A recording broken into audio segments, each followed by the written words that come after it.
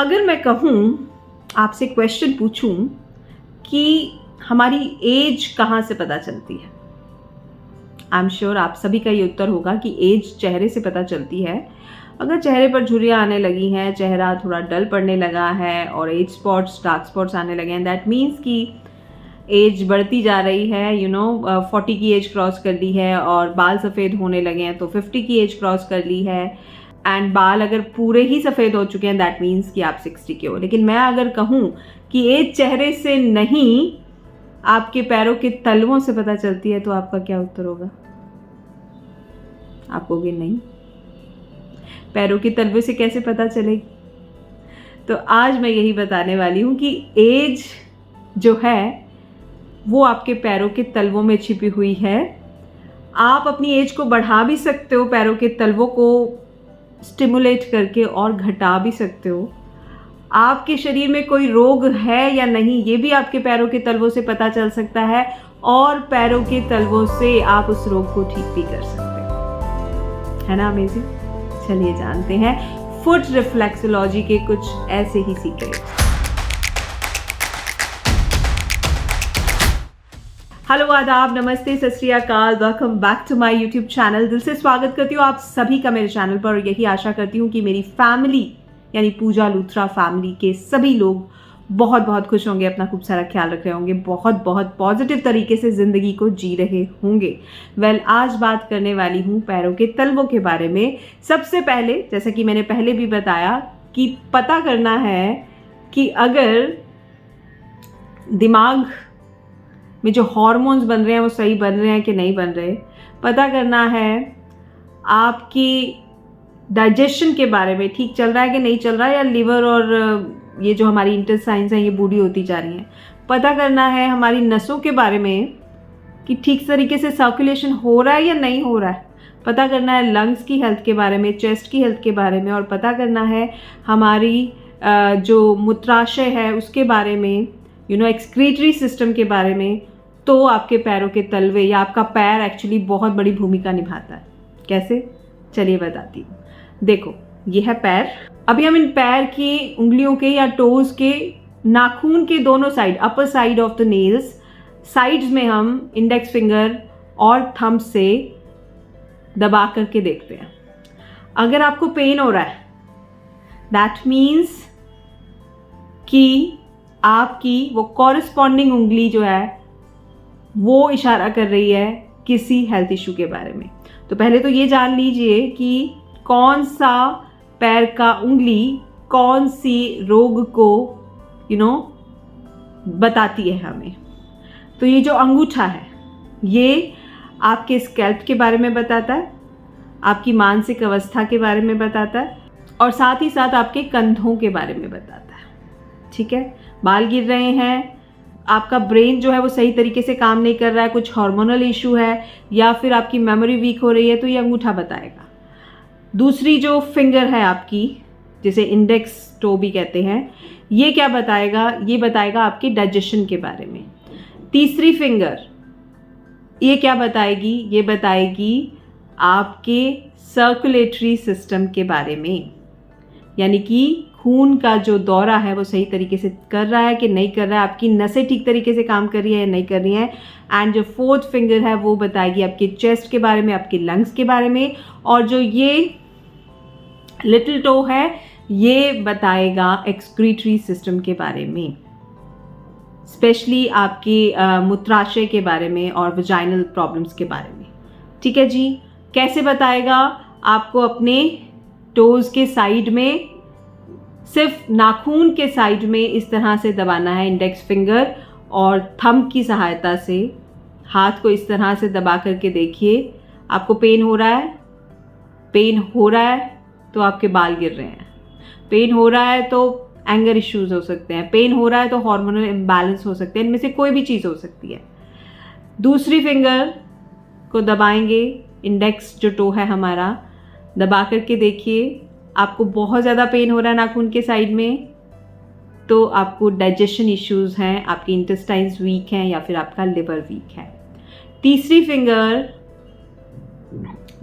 ये नसों की प्रॉब्लम्स अगर हैं तो पेन होगा।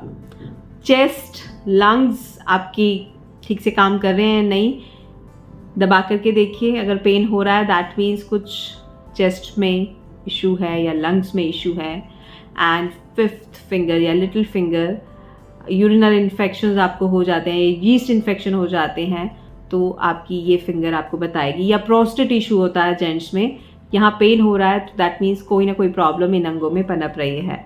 तो ये फिंगर्स के नाखूनों के साइड्स में जब आप दबाते हैं तो आपको पता चलता है कि क्या प्रॉब्लम है। और आई एम श्योर अभी तक आपको पता चल गया होगा और उस प्रॉब्लम के सिम्टम्स भी दिख रहे होंगे। अगर आपको यहाँ पेन हुआ है, जो पैर का अंगूठा है उसकी साइड में दबाने से दर्द हुआ है, तो आई एम श्योर आपको पता ही होगा कि आपके बाल गिर रहे हैं नहीं गिर रहे हैं।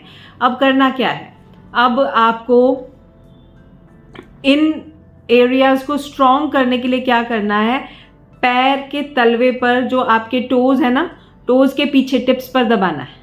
कैसे दबाना है, थंब से दबा सकते हो आप, इस तरीके से दबाना है, अच्छे से दबाना है, तकरीबन 2 से 3 मिनट के लिए। दोनों पैर के जो फिंगर्स हैं या टोज हैं उनके तलवों पर आपने दबाना है। इससे ये सारी प्रॉब्लम्स जो मैंने अभी गिनाई हैं, बार बार अलग अलग प्रॉब्लम के बारे में नहीं बताऊंगी, आपकी बहुत अच्छे से क्लियर होने लगेंगी और आप फील करोगे एक नई एनर्जी आपकी बॉडी में। डाइजेशन इश्यूज खत्म हो जाएंगे। अगर आपके बाल गिर रहे हैं तो थंब पैर का जो है उसके पीछे दबाओगे तो बालों का गिरना रुकेगा, आपके माइंड से स्ट्रेस भागेगा, एंगर इश्यूज नहीं होंगे। आप अगर सर्कुलेटरी इश्यूज हैं तो फिर आप क्या दबाओगे, 3rd फिंगर। चेस्ट के इश्यूज हैं तो आप 4th और लिटिल फिंगर। प्रोस्टेट, मूत्राशय और यीस्ट इन्फेक्शन या यूरिन इन्फेक्शन के लिए आप स्टिमुलेट करेंगे इनके पैरों के तलवों पर। और फिर क्या करना है, फिर आपको करना है इन टिप्स से नीचे आ जाना है आपने और पैर के सेंटर में अंगूठे से इस तरह से दबाते जाएंगे, सेंटर से नीचे की तरफ आते जाएंगे। इस तरह से स्टिमुलेशन देंगे 1 से 2 मिनट के लिए।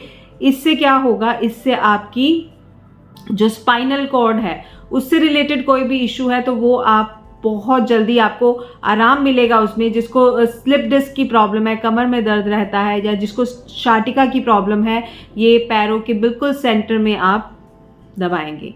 फिर आएंगे थंब के साइड में, थंब के साइड से पूरा नीचे एंकल तक लेके जाएंगे। यहाँ पूरा आपने स्टिमुलेशन देना है। ये होल बॉडी की एनर्जी को बढ़ाते हैं ये एक्यूप्रेशर पॉइंट। यहाँ पर आप पूरा इस तरह से लंबा लाइन में स्टिमुलेशन देंगे तो आप देखेंगे कि आपका ऑरा और आपकी एनर्जी दोनों बढ़ेंगे। वीकनेस किसी भी तरीके की थी वो दूर होनी शुरू हो जाएगी जब आप थंब से लेकर नीचे एंकल तक स्टिमुलेशन देंगे। और फिर आ जाती है आपकी एड़ी, एड़ी के पीछे और एड़ी के नीचे तलवे पर।